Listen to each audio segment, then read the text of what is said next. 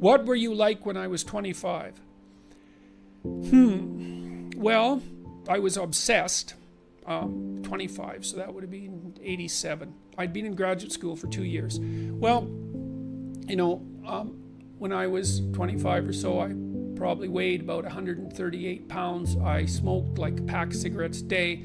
I drank tremendous amount of alcohol. It was a rough town, and we drank a lot. I started when I was 14, and so I had a lot of bad habits, let's say, and I wasn't in great shape physically, and I was also still intellectually obsessed as I am now, and so that would have been in 85. But I decided around then, about 85, 84, something like that, maybe a little earlier, that I was really going to try to get my act together, and so I started doing that. First of all, I quit smoking. Well, that took a long time because I eventually had to quit drinking too in order to quit smoking, and I started working out, started playing sports, which I'd never done. I was a small kid. I'd been skipped a grade, and I was small for my age, so sports were never, especially team sports, were never really a domain of expertise for me. Although I skied and went trapping with my dad, went cross-country skiing and camping and all that.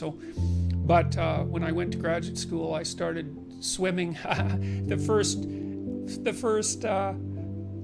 physical exercise routine I did, I enrolled in a swimcercise course, I think it was called. So it was me and this like really overweight kid, and like these 60-year-old women and men, they could out exercise me like mad. It was really embarrassing. Me and the overweight kid, we'd be just panting ourselves 3/4 to death at the end of the bloody workout, and these 60-year-old women who weren't in great shape were like chatting away as if nothing was going on at all in the pool. So that was quite embarrassing, and as was going to the weight room, because when I started I could barely bench press 75 pounds, and people used to keep coming over and helping me, which was the last thing I bloody well wanted, but certainly needed. And I got to the point where I could bench press 225 pounds. I think that was the best I did, and I gained about 30 pounds of muscle in a year and a half.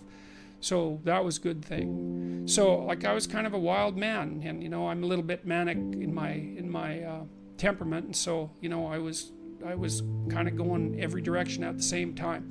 So, and I don't regret that. I had a fine time when I was a kid, but I needed really to get disciplined, and I had to do it because I was working on these hard problems that I've been discussing with all of you, and I've been working on them really obsessively since I was probably about 18, maybe even earlier than that, and got to the point around 25 when I was in graduate school trying to get my PhD, so doing all my research. I published 15 papers by the time I graduated with my PhD, which was by a fairly large measure the most papers that any graduate student at that time had ever published at McGill. I think that's right. Might have been twice as many, or maybe twice as many, maybe even 3 times as many. And at the same time I wrote Maps of Meaning, which was a terribly difficult thing to do, because I was writing about 3 hours a day doing that, and I couldn't do all that and continue with my misbehavior.